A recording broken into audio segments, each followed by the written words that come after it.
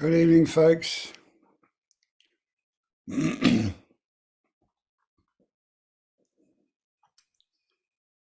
evening, Ian. Missed who that was. I'm Todd. Good to see you. Or hear you anyway. Hi, I'm Teresa. Do we mute or unmute for this? Muting's good, Teresa. Thank you. Okay. I thought I might just speak a little bit about these particular healing sessions tonight, folks, before we actually get on with the actual practice. And really, if you're comfortable having your video on, at least in these first 5 or 10 minutes while I'm speaking, it's quite nice for people to get a bit of a sense of who's here and get a bit of a visual connection, as well as just seeing your name pop up. And particularly if you're one of the ones who are here for receiving healing, it's nice to be able to get a bit of a visual take on that. It's not essential, but it works. It is quite a nice thing to do, and I think just in general, with our alleviated 8, if you're comfortable leaving your videos on, it's quite a good thing to do. Even if it's fine if you're lying down or in some other posture. Don't be sort of put off by that. But yeah, it just strengthens the sense of connection, I think. So I just wanted to say a little by way of introduction about these healing sessions that we've been doing now for quite a while. And against the background, it seems to be really appreciated by both the people who are receiving healing on these first Monday of every week, every month, and those who are giving it. And I guess it's one of those things that, from a scientific point of view, some people might think is a bit abstract. But my guess is, for those of you who are involved, which people that are here, you actually feel the benefit of it. And it's something I always come back to this. There is actually quite a bit of research that supports the benefit of things like prayer. There hasn't been so much done on sort of like a meditation circle or the sort of practices we're doing, where we're meditating and sending healing to others. But certainly on prayer, there's quite a bit. And anecdotally, I would guess that most of us know people who had some difficulty in their lives and were prayed for or prayed intensively themselves and felt no doubt that that made a big difference. And certainly from my own point of view, way back in 1976, when I was probably at the worst with the cancer I was dealing with, a friend of mine rang me and asked if I wanted to be prayed for. And she said that she had a group that she knew of, that she wasn't sort of involved in directly, that prayed for people regularly, and that she could ask them to pray for me. And I was very happy, very keen actually. I needed all the help I could get at the time, but I had a sort of an intellectual and a feeling sense that it'd be useful. And that sort of started as I was going into the worst phase of my illness, with a lot of pain, a lot of weight loss, really quite getting into quite a desperate state. And it was knowing that these people who I didn't know, I didn't even know their names, or my friend was Sri Lankan. I don't even know to the day whether this group was Sri Lankan or what they were, but I was too sick to sort of go into any of that detail, but just knowing that they were thinking of me in that way was actually incredibly supportive, and I think was part of what helped me to get through that really difficult time. And I'm not sure if I might have told this story earlier on in one of our other Alleviate sessions, but I had another friend who was quite a well-known musician actually, and I met him originally because he had an interest in meditation. But then after we'd known each other for a few years, he got really quite sick with a very difficult cancer that had a very poor prognosis. And no medical treatment. This is back in the probably mid 80s, and so he sort of embraced all the things that we were talking about back in those days and followed You Can Conquer Cancer. He didn't actually come to any of the groups we were running, but I used to speak to him from time to time, and he got fully involved, and meditation became sort of a really big thing for him. And as I said, he did quite well for quite a while. He had some pretty spectacular ups and downs. He gave dying a pretty good shake a number of times. Managed to find his way through, but then he was in America for a while, and he got really sick, and he got a brain secondary, and again it was very difficult to treat, and he became comatose, and he was in a coma for several months, and it went on and on. I think in the end it was actually about 6 months before he regained consciousness. It was really quite remarkable story, because for him to survive that long in that circumstance was pretty amazing. And then one day he just woke up again, and he came really good. And when I talked to him about what was it like, you're in a coma for 6 months.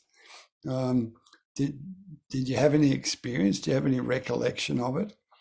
And he said it was an extraordinary experience actually, because he several times, he talked of it quite often as being a bit like the near-death experiences you might have heard of, where people who have become clinically dead and then are revived, when they talk about the experience, they describe having been like having an awareness that was out of their body, but able to actually view what was going on, and in a quite dispassionate way, being able to record actually what was said and what was done, and things like that. So he said that in this comatose condition that he was in for so long, he had quite a number of those experiences where he could recollect people coming into the room as if he was like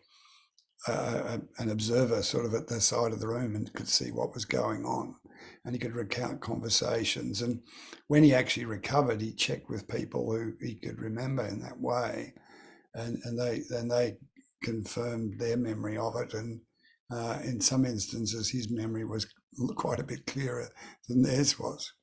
Anyway, that was part of what his experience was. But there's a pointer to that, which is, if you're ever in the situation where you go to visit somebody in the hospital or at home that's in an apparent coma, you really need to treat them as if they're conscious in terms of what you say and how you behave. And that can be quite significant at the end of life. If you have somebody that's getting towards the end of their life and goes into a coma, and you mightn't have seen them, or you've got things you want to say, it seems very clear that if you say those things, there's every probability that the person who's apparently comatose will actually be taking it in. So that's sort of a bit of a side step. Coming back to my friend, the thing that really was amazing, he said that while he was in a coma, he was well known, and a lot of people loved him. He was a very lovable sort of guy, and he'd had a couple of big hits in the music charts, and so a lot of people were praying for him. And he said a couple of times his recollection of it was like he left his body, and it was like he travelled out through space, a bit like a like a rocket or something, not super fast, but he had that sense of actually moving away from the Earth. And as he sort of got out towards, I guess, what you would call the space that's beyond the Earth's atmosphere, he said it was like he bumped into this huge net. And this net sort of prevented him from keeping on going out into whatever it was, which he presumed was death. And it actually sort of gathered him and brought him back in. And he was convinced that that net was the prayers of all the people who were praying for him. The net was made up of these prayers. And yeah, it was a very powerful experience for him. We talked about it a couple of times, and every time he talked about it, it would bring him to tears. It was such a moving experience for him, and he felt such a depth of gratitude for all these people who'd been praying for him. So I don't know about you. I've got quite a few of these stories that are inspired by prayer, and it's one of the reasons why I have a lot of confidence in it, and it's one of the reasons why we decided to offer it through our Alleviate sessions, and it seems like it's getting well appreciated. And I guess just as an aside to that, if you know anybody who's not well, who'd like to join in, they're of course welcome. And if you know anyone who's a keen meditator who'd like to contribute, they'd of course be welcome as well. And so when it comes to the actual practice, the other thing I wanted to remind you of this evening is that this is a practice you can do on your own, individually, for somebody that you care for, that you know is going through a difficult time, and you want to have some mechanism, if you like, of converting your wish that they get well, get through whatever the difficulty is. Some way of converting that from being just a sort of like a abstract hope or wish into something that's more tangible and actually more practical. So the way I view this exercise is it's a way of putting our good intention into practice. It's a way of actually using imagery, these images that we create in our own mind as we do the exercise, to transfer this energy of good intention from ourselves to another person. And at the same time, it's a way of actually consciously opening yourself to receiving those good intentions and those warm wishes from other people. To me, it just seems very real that this is a real thing. Clearly, our minds are capable of extraordinary things, and I think this is a way of actually converting good intentions into action. So probably after that sort of reasonably lengthy introduction tonight, it's enough to go on, and I can just guide the practice. So I imagine I'll just check. Saurabh's probably put up, if you want to have a look on your chat, Saurabh's got a list there of people who are requesting healing, and for those who wanted to have their names registered, and also the conditions they're dealing with. So what I would suggest is it's worthwhile, if you're one of the ones who wants to be giving of this sort of meditative healing energy, just to have a look through that.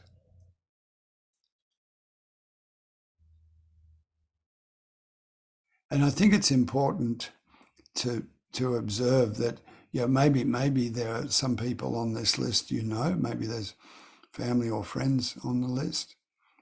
There's bound to be people that you don't know. But that's this sense of when we meditate and meet together, we get some sense of connection. And certainly I think our mind's capable of directing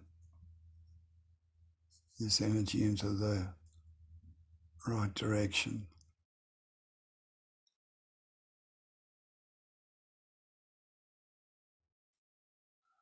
Somebody on the chat saying that they're having trouble with the sound volume. Is that common?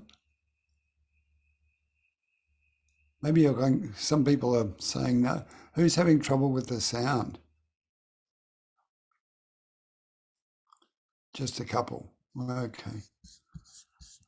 This is and you're the one who's registered. Yeah, look, I sometimes wonder whether that's the app or whatever you're using at your end. And maybe Saurabh's our resident expert on all things IT, so you can contact him through email. I'd suggest afterwards, and maybe we can help sort that out if it's a problem. Okay, so how about we take a minute to settle into our posture. So this exercise, if you're on the receiving end, it's fine to do it lying down or even sort of reclining. If your body's comfortable with it, it's always useful when you're meditating to sit fairly upright. It just helps you to be more alert, more awake. But actually, this is also one of the exercises where if you happen to drift off to sleep, it's probably not such a bad thing either. So just take a moment and get your posture settled. And then have that sense of relaxing into your posture.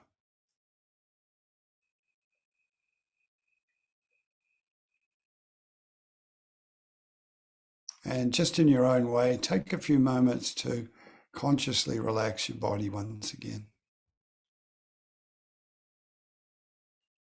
So maybe you're familiar with that technique of consciously relaxing and releasing the muscles in the body. Maybe you've got used to these days by just that feeling of the muscles letting go.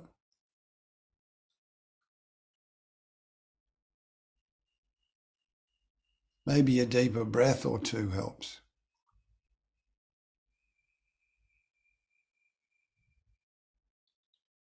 Just simply letting go. Relaxing. Releasing. Just simply letting go.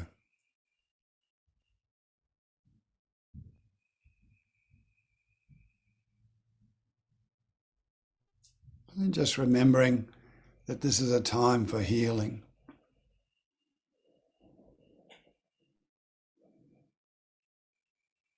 A time where, for some of us, we can broadcast that intention of healing, the energy of healing, feeling of healing. And for others, we can just allow it to come to us.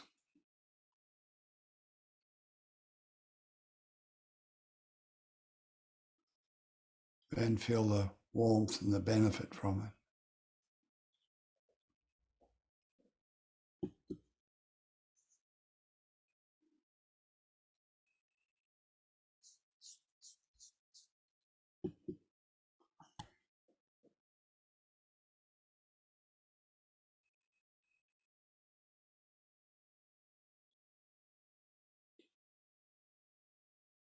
So relaxing, releasing.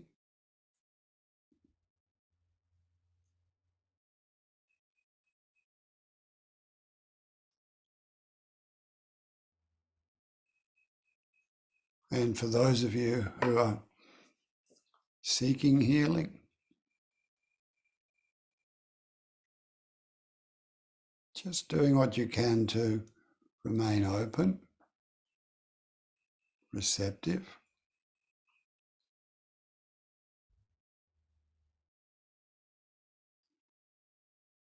And just be reminded that there's nothing else you need to be doing right now. There's nowhere else you need to be. No one else you need to be pleasing. Giving yourself this time. Just relax. It's just that sense of allowing something really good to be done for you. So just open and receptive.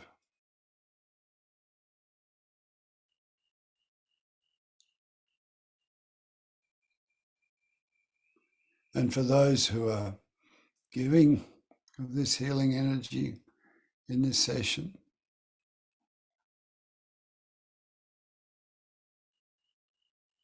can we just take a few more moments to have that sense of our own body being deeply relaxed and open?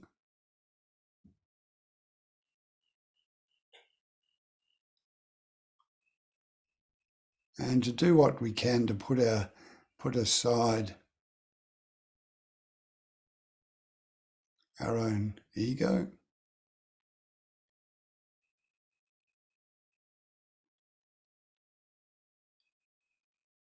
and in what might seem almost a paradoxical way, to do what we can to let go of any striving or effort in this exercise.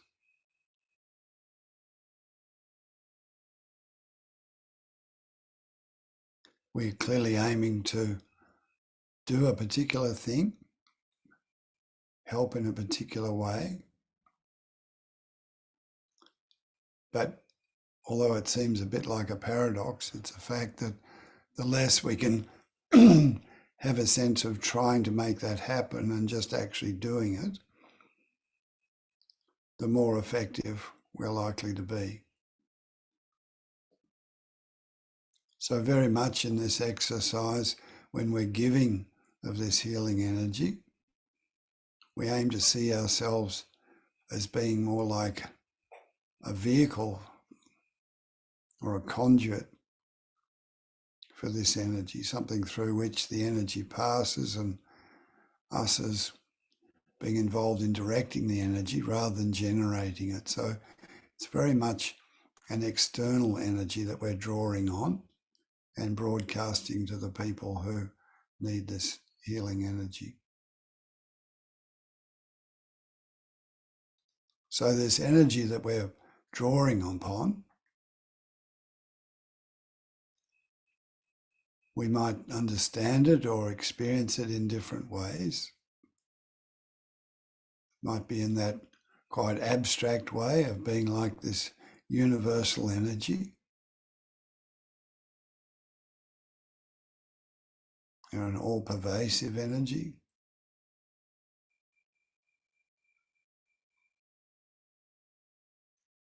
Clearly, when we think about nature and the world we live in, people we know, there's an incredibly creative, vibrant energy that runs through all that.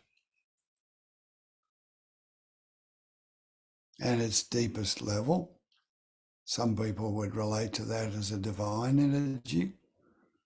Others would conceive it as being more abstract. But what can help us in this practice is to conceptualize, to imagine what best represents that energy for us.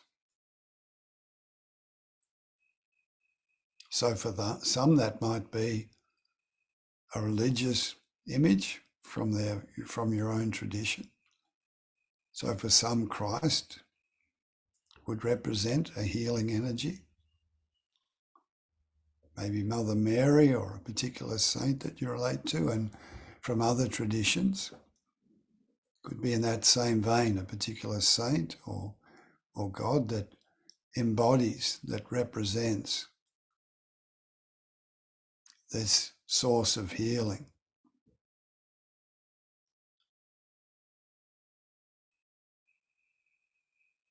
And if you view all this in a more abstract way, then maybe the sun can represent a source of this universal energy. Clearly on our own planet, the sun is a source of energy that makes everything work. So the idea is to imagine whatever's the higher source of power and healing energy that you can, and what image best represents that for you personally. How do you relate to that? If you come up with an image, what's the image that best represents that for you? And as you imagine that image, imagine as if it's in the sky above you. So if it's a figure like Christ or Mother Mary, or if you have some image that represents the divine for you, God or whatever other version of the divine you imagine. Imagine that image as if it's in the sky above you, and imagine the image as if it's an image of light. So if it's a figure, rather than a solid figure in the normal way we imagine bodies to be, more like a light figure, like a being of light. Could have the same shape, same form, but more like, maybe like something like a hologram, a light sort of figure. So almost translucent, shimmering. And the same with the sun, not sort of a hard, dense sun, but a translucent, light-filled sun. With the sense that it's really full of energy. And that energy both has loving intent and healing power.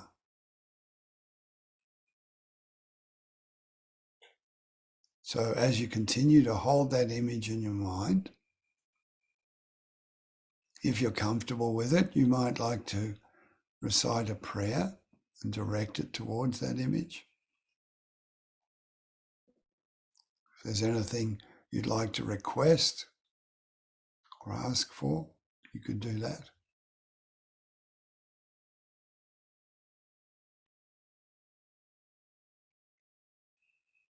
And maybe just in its simplest form, having that strong intention that this loving kindness type of energy and this healing energy can come down towards you.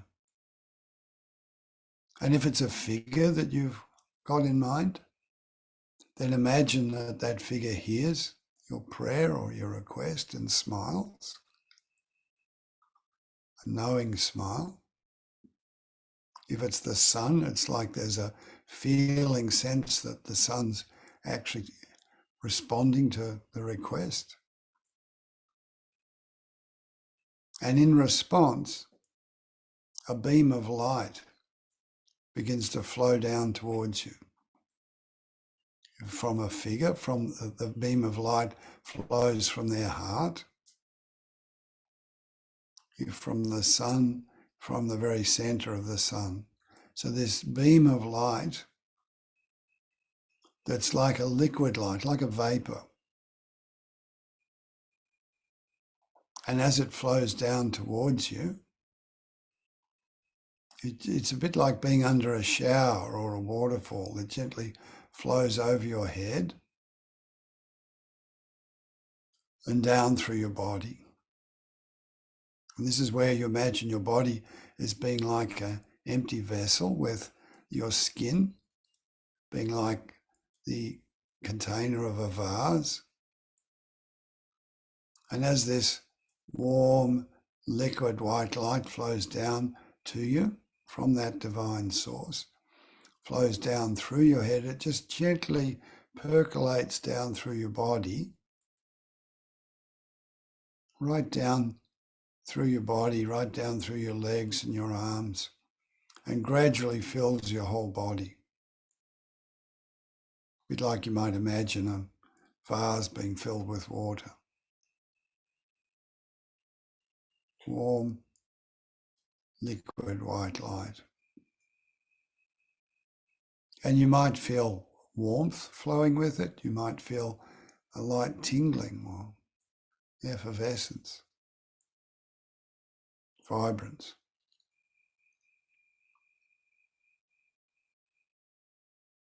So for you personally, this is like your own cleansing, purification, healing.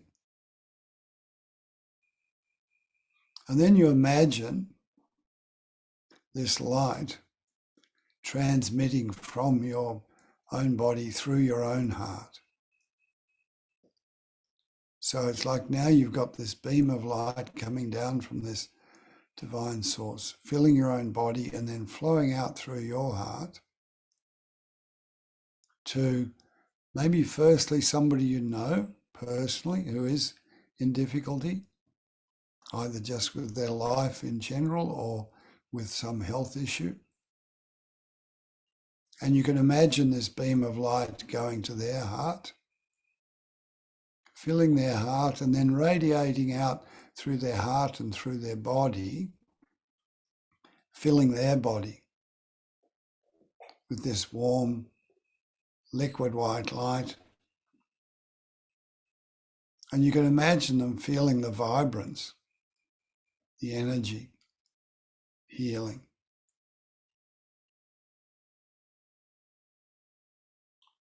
You can imagine them as if they're like a light body, completely whole and well.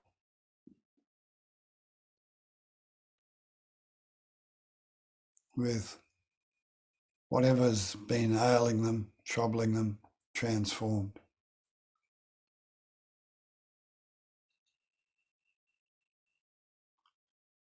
And then you can bring to mind the people in our group in this session.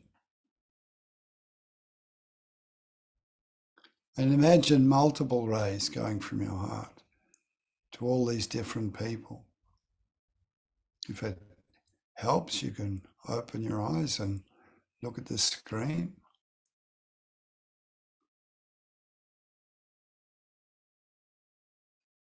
Or you can just have that general sense of sharing this healing energy. And remember that you're actually drawing on an infinite source of energy. It's coming through your own body and then it's flowing on to these other people. So it's actually energizing your own body as it flows through you. And then you can imagine and feel into how it brings a new level of vibrance and energy to the people who are receiving it.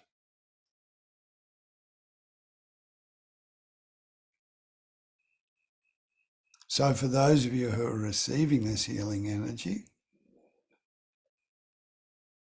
take your attention more particularly to your heart. Just have a sense of this energy coming into your body through your heart. Just a gentle warmth. It's quite subtle. And then flowing out through the rest of your body. So maybe you do notice a little warmth or tingling. Sometimes people feel almost like pins and needles as this energy flows out into their body. And if you do have a sense there's a particular part of your body that would benefit from more of this energy, then you can imagine it going to that particular area in your body If you know there's a particular area in your body that's in need of healing, you can imagine this energy going to that part of the body and transforming whatever's in need of healing. It's almost like it can be washing away or dissolving anything that's diseased or not well. And at the same time stimulating your healthy tissue, your healthy cells to come in, do whatever healing work's required, and to actually rebuild healthy tissue in the places where it's needed.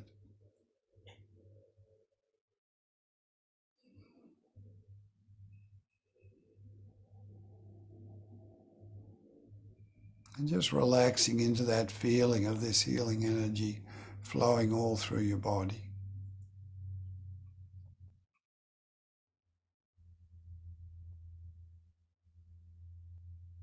And again, for those who are sharing this healing energy, you might like to even expand out further. And as you're continuing to imagine this healing energy coming in from that infinite source, you can hold in your mind how it goes to the particular friend or relative in need or people that you know, and then the people joining us in this session. But then in the way that the mind can, you could imagine this healing flowing out around your immediate community to anybody who's in need, to the wider area that you live in, across whatever state or country you're living in, even right around the planet, in fact. It's the joy of drawing on an infinite energy. It has no constraints.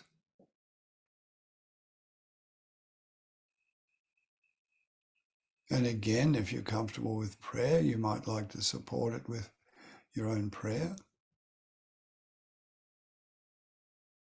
Or it might be just as simple as having the good intention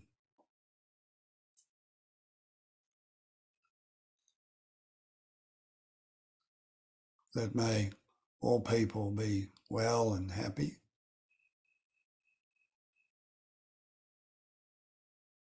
And be free from suffering.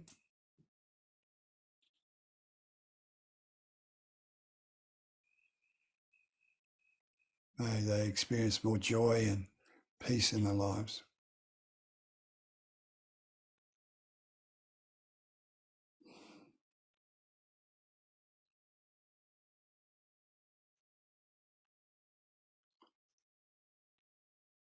And then aim to let go of any effort with the imagery. And just relax into the feeling of it.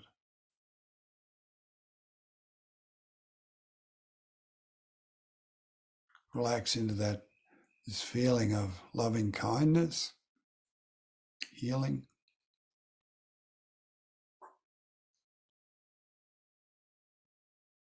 Just the simple ease of it all. Just relaxing, releasing.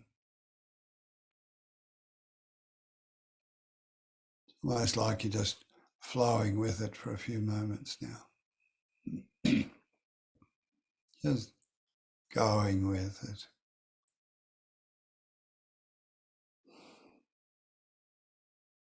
Going with it.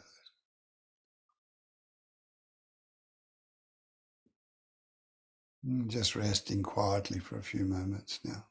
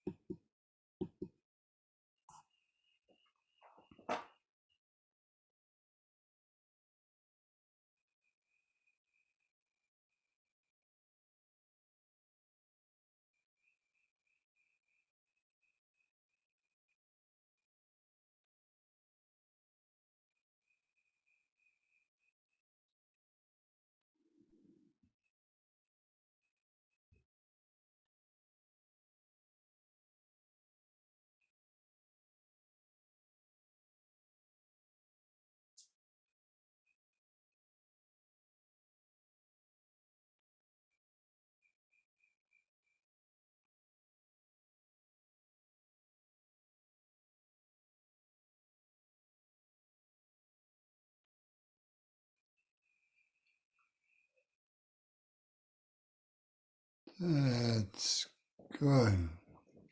Good. So maybe now just a deeper breath or two. Maybe there's a sense of just drawing this energy in, almost like anchoring it.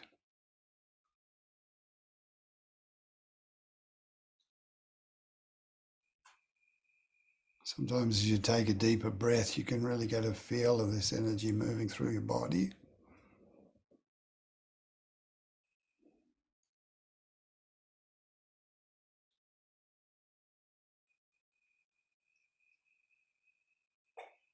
And maybe while we'll finish the session in a few moments, you might like to just sit quietly, just stay in the atmosphere of this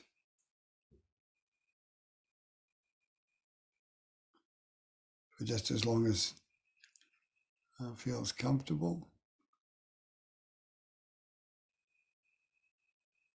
And a big thank you for those of you who have joined us tonight to share energy with others who are in need.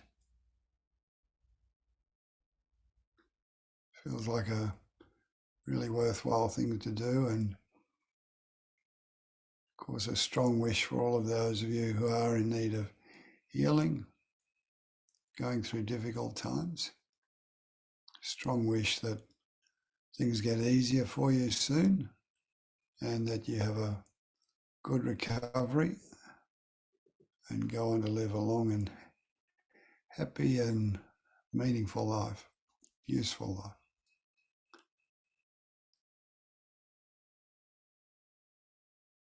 Good. So we'll just say good night or good morning wherever you happen to be quietly.